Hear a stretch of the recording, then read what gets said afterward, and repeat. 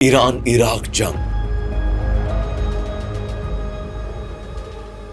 ایران 8 سال عالمی طاقتوں کے خلاف کیسے لڑا، صدام حسین کی عبرتناک شکست کی روداد۔ آج ایران پر اسرائیل کی جانب سے امریکہ و برطانوی حمایت یافتہ جنگ جاری، مگر یہ پہلا موقع نہیں ہے کہ ایران کو عالمی سطح پر ایک مسلط شدہ جنگ کا سامنا ہے۔ ایران نے 8 سال تک ایسی جنگ کا سامنا کیا جسے عراق کے امر صدام حسین نے مسلط کیا، مگر اس کی پشت پناہی پر تھا پورا مغرب، امریکہ، برطانیہ، فرانس، جرمنی، خلیجی ریاستیں اور اسرائیل۔ لیکن 8 برسوں میں صدام حسین ایران کے 1 انچ زمین نہ لے سکا۔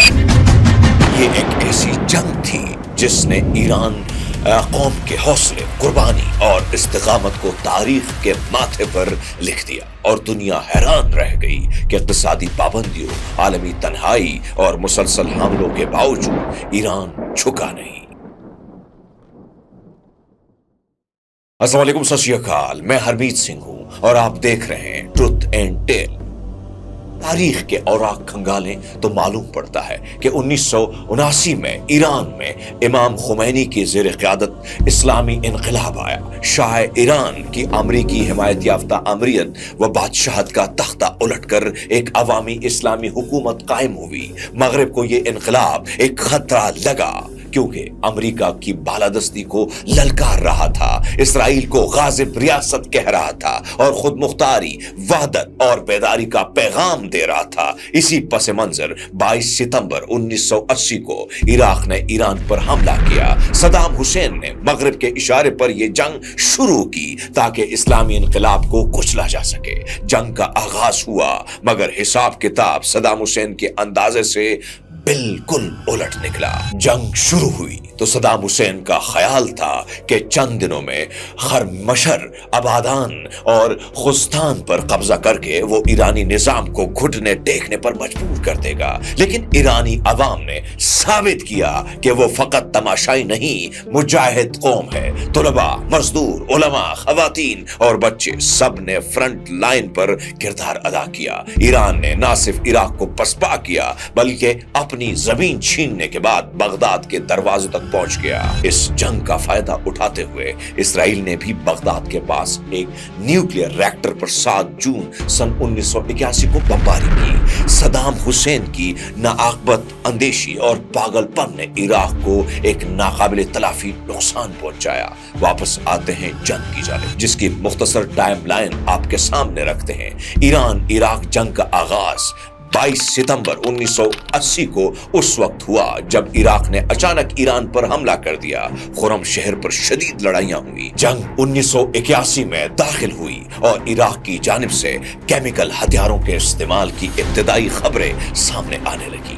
عراق نے ابتدائی طور پر خرم شہر پر قبضہ کر لیا۔ 1982 میں ایرانی مزاحمت نے فیصلہ کن رخ اختیار کیا۔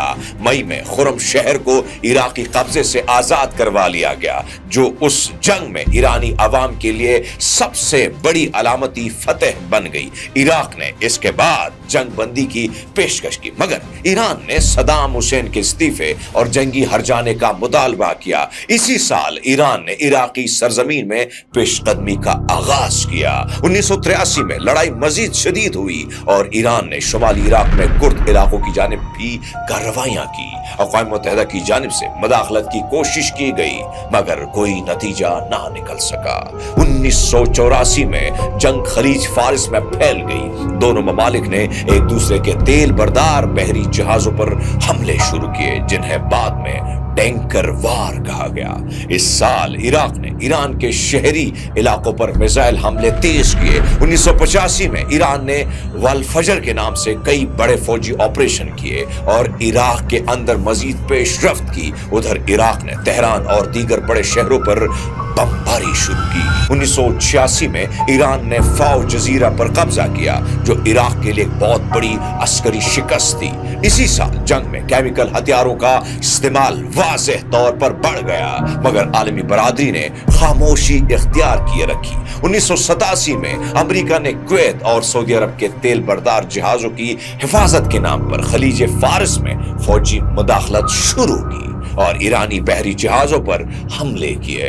ये वो लम्हा था जब ईरान और अमेरिका के दरमियान बराह रास्त महाज आराई शुरू हुई। 1988 में इराक ने केमिकल हथियारों से हलबजा में हमला किया, जहां हजारों कुर्द शहरी शहीद हो गए। अक़वाम मुत्तहिदा के माहिरीन ने इस बात की तस्दीक की थी कि सद्दाम हुसैन ने ईरान के खिलाफ जौहरी हथियारों का इस्तेमाल करके जनीवा कन्वेंशन के खिलाफ वर्जी की है। यह बात जाहिर हो चुकी थी कि इराक सन 1983 से मस्टर्ड गैस और सन 1985 से नैरो गैस ताबून का इस्तेमाल कर रहा है। ताबून वो चीज थी जो मिनटों में कई लोगों की जान ले सकती थी। 16 मार्च 1988 को इराक ने कुर्द बहौल शहर हलजब्बा पर मस्टर्ड गैस, सरीन और ताबून वाले केमिकल हथियारों से बमबारी की। इस हमले में हजारों आम लोग शहीद हो गए।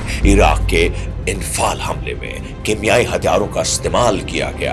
कहा जाता है कि इस हमले में कुर्द बहौल इलाकों से 50,000 तक 1 लाख लोग या तो मारे गए थे या फिर गायब हो गए। लड़ाई में कीमियाई हथियारों के इस्तेमाल की वजह से अक़वाम मुत्तहिदा की सलामती कौंसिल ने इराक की मजम्मत 1986 में की थी, लेकिन उसके बावजूद अमेरिका और दूसरे मगरबी ममालिक जंग खत्म होने तक बगदाद का साथ देते रहे।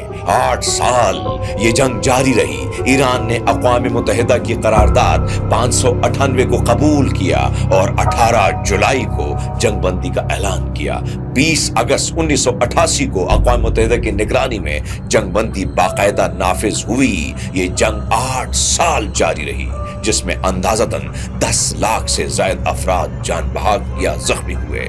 ईरान ने जहां बेपनाह जानी नुकसान बर्दाश्त किया, वही कौमी वहदत, इनकलाबी शऊर और खुद इन्हिसारी की बुनियादें मजबूत की। इराक अगरचे बज़ाहिर हमलावर था, मगर जंग के एहतिताम पर वो न सिर्फ शिकस्त खुर्दा रहा, बल्कि मुआशी बदहाली, आलमी तन्हाई और अंदरूनी बहरानों में भी उलझ गया। सद्दाम हुसैन ने कोई इलाका फतेह नहीं किया, कोई शराइत मनवाने में कामयाब नहीं हुआ। उल्टा इराक जंग के बाद इक्तिसादी दिवालिया, सियासी तन्हाई और दाखिली खलफशार का शिकार हो गया। ईरान सरखरू हुआ, दुनिया को बता दिया कि अगर कौम मुत्तहिद हो, क़यादत मुखलिस हो और जज्बे कुर्बानी जिंदा हो तो दुनिया की कोई ताकत शिकस्त नहीं दे सकती। आज जब ईरान एक बार फिर आलमी साजिशों, इसराइली हमलों और मगरबी पाबंदियों का सामना कर रहा है, तो याद रखना चाहिए कि यह वही कौम है जिसने 8 साल तक दुनिया की सुपर पावर्स के इत्तेहादियों से जंग लड़ी। ये जंग सिर्फ सरहदी झड़प नहीं थी, ये 2 नजरियात की जंग थी। एक तरफ साम्राज्यी ताकतें, दूसरी तरफ अवामी गैरत, इस्तिक़लाल और दीन पर यकीन रखने वाली कौम। और आखिरकार जीत हमेशा उन्हीं की होती है जो हक पर होते हैं। इराक पर इस जंग का जो असर हुआ, उसकी वजह से सद्दाम हुसैन सन 1990 में कुवैत पर हमला करने का फैसला किया। बस इसी मोड़ पर इलाकाई और मगरबी ममालिक ने इराक के खिलाफ मोर्चा बना लिया, जो ईरान के साथ उसकी लड़ाई में उसके साथ थे। जदीद जमाने में बहुत कम जंगें हैं जो बहुत लंबे अरसे तक जारी रही।